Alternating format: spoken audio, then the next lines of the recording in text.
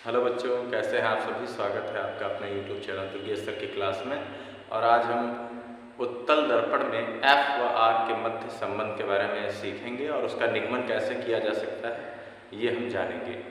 तो सबसे पहले तो ये जान लेते हैं कि उत्तल दर्पण क्या होता है। तो खोखले कांच के कटे हुए भाग को जिसके एक भाग पे कलाई किया हुआ होता है तो उसे हम कहते हैं गोलीय दर्पण। अब गोलीय दर्पण दो प्रकार का होगा, जिसमें एक ऐसा होता है जिसमें बीच का भाग उभरा हुआ होता है तो उसको कहते हैं हम, या जिसका परावर्तक तल उभरा हुआ हो उसको हम कहेंगे उत्तल दर्पण, और जिसमें परावर्तक तल दबा हुआ होता है उसको कहते हैं अवतल दर्पण। तो यहाँ पर देखिए, जो हमने दर्पण ले रखा है इसका परावर्तक तल कलाई किया हुआ हिस्सा हमने डैश डैश करके इसमें दिखाया है, और जो दूसरा हिस्सा है वो होता है परावर्तक तल। तो यहाँ पर परावर्तक तल उभरा हुआ है, इसका मतलब ये कौन सा दर्पण है? उत्तल दर्पण।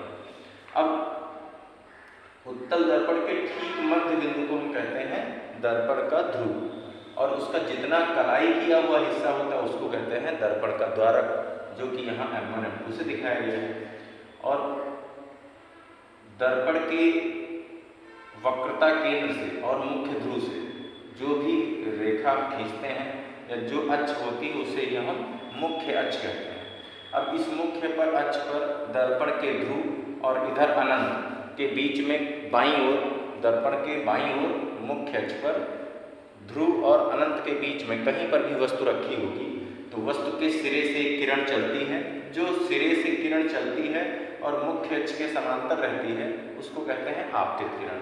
अब ये आपतित किरण दर्पण के जिस बिंदु को टकराएगी सबसे पहले उसको हम कहते हैं आपतन बिंदु। आपतन बिंदु पर टकराने के बाद जो किरण मिलती है, जैसे यहाँ पर देखिए टकराई है Q पर और ये ऊपर की तरफ निकल गई है, तो ये जो दूसरी किरण मिली है उसको हम कहते हैं रिफ्लेक्टिव रे, यानी कि परावर्तित किरण। अब ये परावर्तित किरण, इसका जब हम आभासी रूप इधर खींचेंगे तो ये हमने डैश डैश करके दिखाया है, ये मुख्य अक्ष के जिस बिंदु को सबसे पहले काटती है उसको कहते हैं दर्पण का मुख्य फोकस।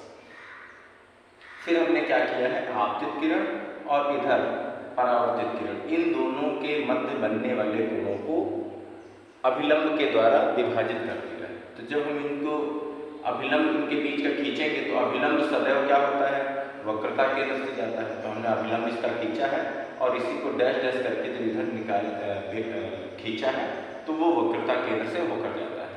अब इसी बेस पर हमको इसका जो है संबंध स्थापित कर देना है। तो देखिए, सबसे पहले हम क्या करेंगे, ये है आपतित किरण, ये है परावर्तित किरण और ये है आपका अभिलंब। यहाँ पर हम इसको N से नाम दे देते हैं। तो अभिलंब के साथ में आपतित किरण कोण I बनाती है, यानी कि आपतन कोण, और परावर्तित किरण अभिलंब के साथ में परावर्तन कोण बनाती है। इसको हम R से दिखा देते हैं। अब देखिए, यहाँ पर हम पहले तो परावर्तन का ही नियम लगा देंगे। तो एंगल AQN, AQN ये बराबर हो जाएगा एंगल NQR। तो NQR ये क्यों बराबर हुआ, क्योंकि कोण I बराबर होता है कोण R के परावर्तन के द्वितीय गुण से।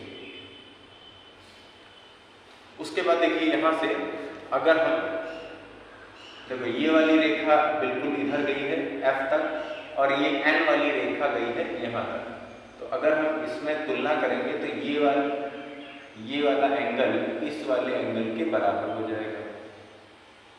ऐसा क्यों हो जाएगा, क्योंकि यहाँ पर दो रेखाएं जब परस्पर प्रतिच्छेद करती हैं तो प्रतिच्छेद बिंदु पर आमने सामने बनने वाले कोणों को हम शीर्षाभिमुख कोण कहते हैं। तो यहाँ पर हम दिखा सकते हैं कि एंगल NQR, तो NQR ये बराबर हो जाएगा एंगल FQC के, FQC के। ये शीर्षाभिमुख के कारण हो जाएगा।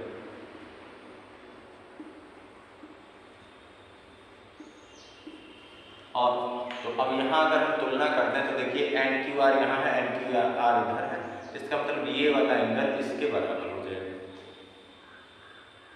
तो ये हम इक्वेशन फर्स्ट मान लेते हैं, ये इक्वेशन सेकंड मान लेते हैं। तो क्या बन जाएगा, समीकरण 1 व 2 से 1 व 2 से। तो यहाँ पर NQR दोनों तरफ है, इसलिए हमारा ये वाला कोण इसके बराबर हो जाएगा। तो लिख सकते हैं एंगल AQN ये बराबर हो जाएगा एंगल FQC, ऐसा आ जाएगा। और इसे हम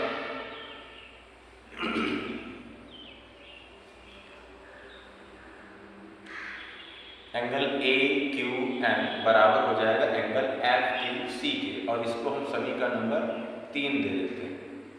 अब यहाँ पर दूसरा देखिए, मुख्य अक्ष, ये जो आपतित किरण चलती है वो मुख्य अक्ष के सदैव समांतर रहती है, यानी ये वाली किरण इस वाले के सदैव समांतर है।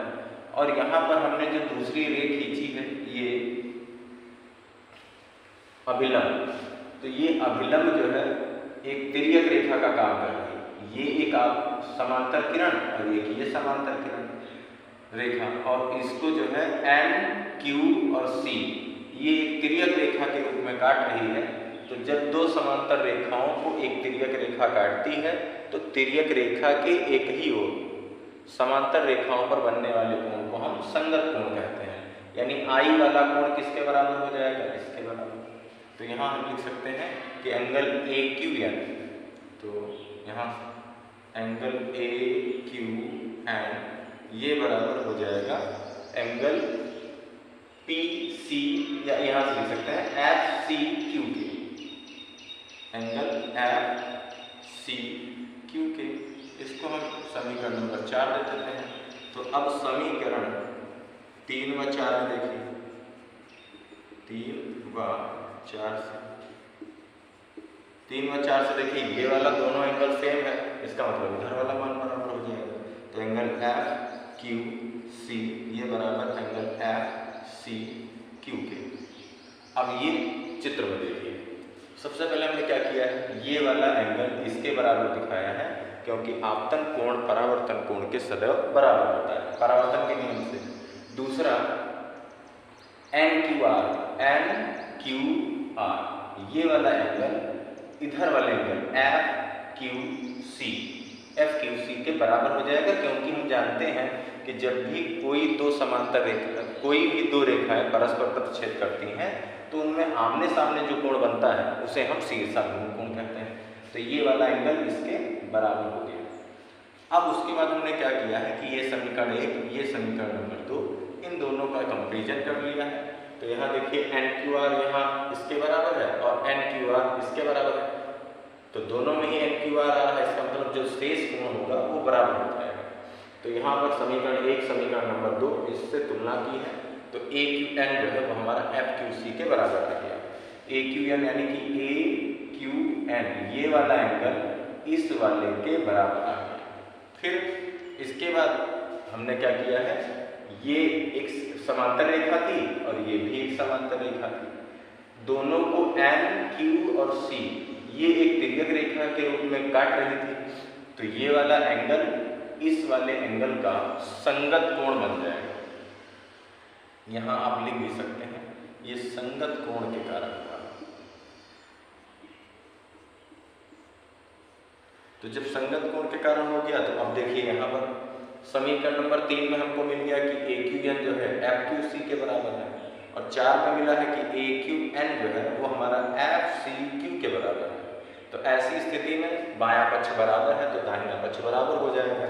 समीकरण नंबर 3 और 4 से हमने बराबर दिखाया, तो इधर FQC का मान FCQ के बराबर हो जाएगा, यानी कि ये वाला कोण इस वाले कोण के बराबर हो जाएगा। ऐसी स्थिति में ये जो आपका FQC होगा एक समद्विबाहुत्तर हो जाएगा, क्योंकि हम जानते हैं कि जो भी संगत कोण मतलब समान कोण बनते हैं वो समान भुजाओं द्वारा अंतरित होते हैं। तो समान यहाँ लिख सकते हैं समान कोण समान भुजा द्वारा अंतरित होते हैं, समान भुजा द्वारा अंतरित होते हैं।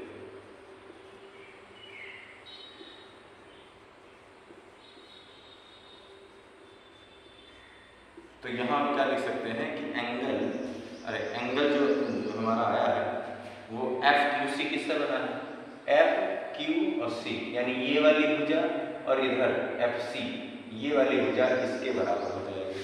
तो यहाँ हम लिख सकते हैं क्यू एफ क्यू ये बराबर है किसके, एफ सी के बराबर है। तो ये हमको एक इक्वेशन मिल जाएगा। अब हमको क्या करना है कि मान लेना है कि दर्पण का द्वारक बहुत छोटा है। क्या मानेंगे, माना दर्पण का द्वारक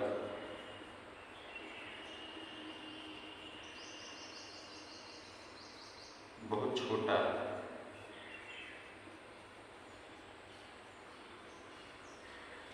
और जब छोटा हो जाएगा तो ये सारे बिंदु यानी एफ, ये पी, एफ और ये क्यू ये सब आ जाएंगे नजदीक।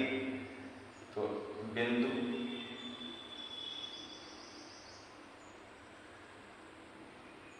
छोटा है तो बिंदु पी, एफ व क्यू अत्यंत निकट होंगे, अत्यंत निकट होंगे।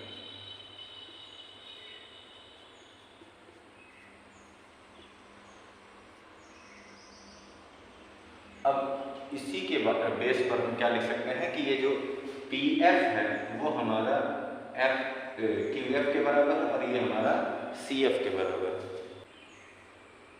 एफ क्यू हमारा पी एफ के बराबर है और ये हमारा सी एफ के बराबर या एफ सी के बराबर है।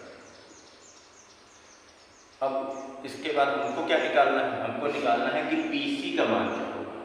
तो पी सी बराबर अतः